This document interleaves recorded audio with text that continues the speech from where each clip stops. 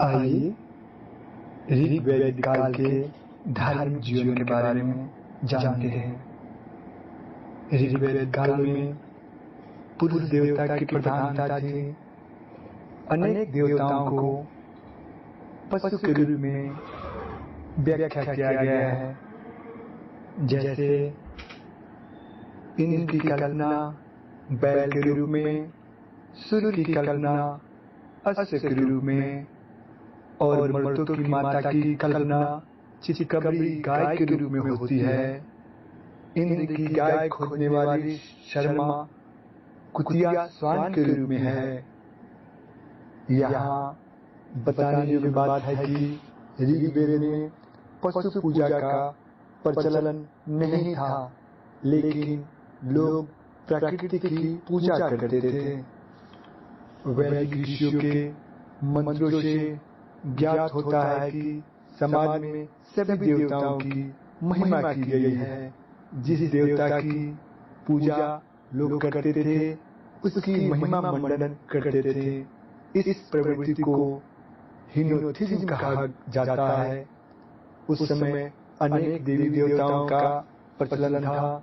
देवताओं को 3 भागों में बांटा गया है। आकाश के देवता, इनमें धौस यानी आकाश के सर्वश्रेष्ठ देवता, सूर्य, पुषण यानी सूर्य से संबंधित देवता जिसका रथ बकरे खींचते थे, विष्णु, उषा यानी सूर्य की बहन, मित्र यानी शपथ एवं प्रतिज्ञान के देवता, अश्विन यानी कल्याणकारी देवता, दुख के हरने वाले देवता, सावित्री, आदित्य, ये आकाश के देवता थे। अब आते हैं अंतरिक्ष के देवता के बारे में, जिनमें इंद्र, रुद्र, वायु, पर्जन्य, यम, प्रजापति आदि देवता आते हैं। पृथ्वी के देवता में पृथ्वी, अग्नि, सोम, बृहस्पति, सरस्वती आदि देवता आते हैं। अब इन देवताओं के बारे में बारी बारी से विस्तार से चर्चा करते हैं। इंद्र, ऋग्वेद में इसकी चर्चा 250 बार किया गया है। यह आर्यों के सबसे महत्वपूर्ण देवता थे। इनको वर्षा, आंधी, तूफान का देवता भी कहा गया है। ये आर्य कबीला का नेतृत्व करते थे। एक बार आर्य कबीला के नेतृत्व करते हुए वृत्तासुर राक्षस के आतंक से इन्होंने वृत्तासुर नामक राक्षस से भयंकर युद्ध किया। इस युद्ध से इन्होंने वृत्तासुर जो था, जल को अपने कब्जे में कर लिया था। इस युद्ध में वृत्तासुर को पराजित करके जल को कब्जे से उसके मुक्त कराया गया, इसलिए इन्हें पुरनित कहते हैं। और वृत्तासुर को पराजित करने के उपरांत इन्हें वृत्रवाहन कहा जाता है। इन्होंने वृत्तासुर के किले को नष्ट किया। इसके अलावा अनेक किलों को जीता और नष्ट किया, इसलिए इंद्र को पुरंदर भी कहा जाता है। इसे ऋग्वेद में समस्त संसार का स्वामी कहा गया है। इंद्र जो थे, अपने हाथ में वज्र का धारण करते थे, इसलिए इन्हें वज्रबाहु कहा जाता है। ये गज पे सवार होकर चलते थे। ये इंद्र कुशल रथ योद्धा, महान विजेता, सोम का पालन करने वाला कहा गया है। इन्होंने एक बार पानी को भी जीत लिया था, इसलिए इसे अंशुजित भी कहते हैं। सतकेतु भी इंद्र को कहा जाता है। प्राचीन ग्रंथों में इंद्र को कृष्ण का विरोधी का उल्लेख मिलता है। मामला गोवर्धन पर्वत एवं गौ पूजा को लेकर है। जब कृष्ण भगवान ने इंद्र को पूजा को छोड़ करके गोवर्धन एवं गाय की पूजा करने पर जोड़ दिया। इस बात से इंद्र कृष्ण पर कुपित हो गए और कृष्ण और इंद्र के बीच में युद्ध हुआ, जिसमें इंद्र का मान मर्दन हो गया और उन्होंने अपनी पराजित स्वीकार कर ली। दूसरा प्रमुख देवता, इनकी चर्चा ऋग्वेद में 200 बार की गई है। कहा जाता है कि मनुष्य एवं देवताओं के मध्यस्थ की भूमिका अग्नि देवता निभाते हैं। अग्नि के माध्यम से ही देवताओं को आहुति दी जाती है। अग्नि प्रारंभ में स्वर्ग में निवास करते थे, लेकिन माता ऋषि की कृपा से इन्हें धरती पर लाया गया एवं अग्नि वेदियों में इसकी स्थापना भृगुओं अंग ऋषियों के प्रयास से हुआ। इस कारण अग्नि को अथर्वण कहा जाता है।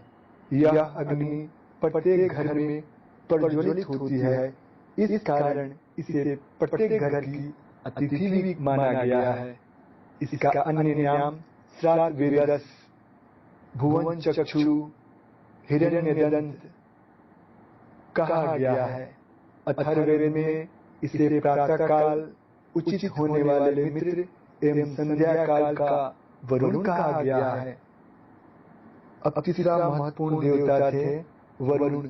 ऋग्वेद के तीसरा प्रमुख देवता वरुण थे, जिसका उल्लेख 30 बार किया गया है। इन्हें समुद्र का देवता, विश्व के नियामक, सत्य के प्रतीक, ऋतु परिवर्तन एवं दिन रात की करता धरता देवता के रूप में चर्चा किया गया है। इसके अलावा आकाश, पृथ्वी, सूर्य के निर्माता भी इनको कहा जाता है। ये ऋतु को संरक्षण करते थे, इसलिए इन्हें ऋतुस्वगोप भी कहा जाता है। इन्हें वायु का सांस भी कहा जाता है। ऋग्वेद के अनुसार वरुण जो है मित्र का उल्लेख मिला है, यानी वरुण मित्र कहा जाता है कि मित्र एवं वरुण यह शस्त्र स्तंभों वाले भवन में निवास करते थे। मित्र के वरुण का आप जिन्हें जल के साथ भी उल्लेख किया जाता है। वरुण देवता देवलोक में सभी सितारों के मार्ग निर्धारित करते हैं। इन्हें असुर भी कहा जाता है। देवताओं के तीनों वर्गों में वरुण का सर्वोच्च स्थान है। ये देवताओं के भी देवता है। ऋग्वेद के 7वें मंडल में वरुण देवता के प्रति समर्पित यह मंडल है। कहा जाता है कि वैदिक काल में धर्म की प्रमुख विशेषता रत थी, जिसकी संकल्पना, जिसकी नैतिक पालन करना बहुत जरूरी थी। विश्व की सुव्यवस्था एवं प्रतिष्ठा प्राप्ति हेतु रत को पालन करना जरूरी होता था। रत के संरक्षक वरुण थे।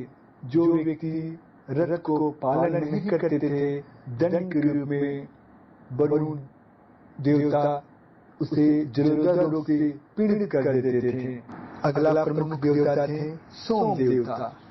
ऋग्वेद के 9वें मंडल में सोम देवता के बारे में चर्चा किया गया है।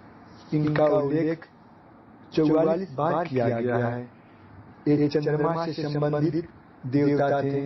इनकी तुलना ईरान के होम देवता तथा यूनान में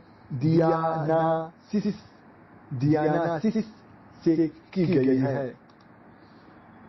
उषा देवता को उत्थान एवं प्रगति के देवता कहा जाता है। इनका भाई अश्विनी कुमार थे। अश्विनी कुमार देवता जो थे, यह बहुत कल्याणकारी देवता थे। इन्हें विपत्तियों का हरने वाला देवता कहा जाता है। इनका स्वरूप युगल होता था। यह पुष्ण के पिता एवं उषा के भाई थे। इन्हें ना सात्य भी कहा जाता है। ये चिकित्सा के देवता भी थे। अपंग व्यक्ति को कृत्रिम पैर प्रदान करते थे। दुर्घटना के समय नाव के यात्रियों को रक्षा करना इनका काम होता था। कहा जाता है कि एक बार समुद्री यात्रा करने के क्रम में तुगलक के पुत्र मुंजियों की समुद्री जहाज से यात्रा करने के क्रम में जलयान नष्ट होने लगा था, क्षति हो गई थी। उन्होंने अपनी आत्मरक्षा के लिए अश्विनी कुमार की प्रार्थना की। उनकी प्रार्थना सुनकर के अश्विनी कुमार ने उनकी रक्षा हेतु समुद्र में 100 पतवार वाली जहाज को भेजा, जिससे उनकी प्राण रक्षा हुई। इनके अलावा ये युवतियों के लिए वर की तलाश करते थे। पुष्ण देवता ये पशुओं के देवता थे। यह सूर्य से संबंधित देवता थे। पुष्ण के रथ को बकरे खींचते थे। विष्णु देवता इन्हें विश्व के संरक्षक एवं पालनकर्ता के रूप में जाना जाता था। इन्हें 3 कदम का देवता भी कहा जाता है। कहा जाता है कि यह 3 कदम में नाप करके बाली के घमंड को तोड़ दिया था, इसीलिए इन्हें 3 कदम का देवता भी कहा जाता है। मरुत जो थे आंधी तूफान के देवता थे। और अगला देवता आते हैं रुद्र। यह उग्र देवता थे। उग्र रूप में रुद्र तथा मंगलकारी रूप में शिव थे। ऐतरेय ब्राह्मण में कहा गया है कि रुद्र की उत्पत्ति सभी देवताओं की उग्र अंश से हुआ है। इन्हें कृतवास यानी खाल धारण करने वाले भी कहा जाता है। इसके अलावा इन्हें भूपति, नीलोदर, लोहित पृष्ठ, नीलकंठ भी कहा गया है। इन्हें पशुपति, शंभु, शंकर, शिव भी कहा जाता है। ये अनैतिक आचरण से संबंध माने जाते हैं एवं चिकित्सा के संरक्षक थे। वैदिक काल में मित्र शपथ एवं प्रतिज्ञा के देवता थे, जबकि त्वस्कर धातुओं के देवता थे। आर्ष संधि एवं विवाह के देवता थे, जबकि विवियास्ताना ऋग्वेद में इसे देवताओं का जनक कहा गया है। ऋग्वैदिक काल में कुछ देवियां भी थी, जैसे कि आप जो थी ये अप्सरा की देवी थी। पृथ्वी जो थी यह 3 रूपों में थी। आप, अप्सरा, अदिति, पृथ्वी का विशालतम स्वरूप एवं अरण्य यानी वन देवी। कुल मिलाकर यह कहे कि वैदिक काल में यानी पूर्व वैदिक काल में अनेक देवी देवताओं का चर्चा किया गया है, उनका महिमा मंडन किया गया है। इस समय लोग देवताओं की पूजा मोक्ष प्राप्त करने के लिए नहीं, बल्कि भौतिक सुख सुविधा की प्राप्ति हेतु, संतान की प्राप्ति हेतु किया करते थे।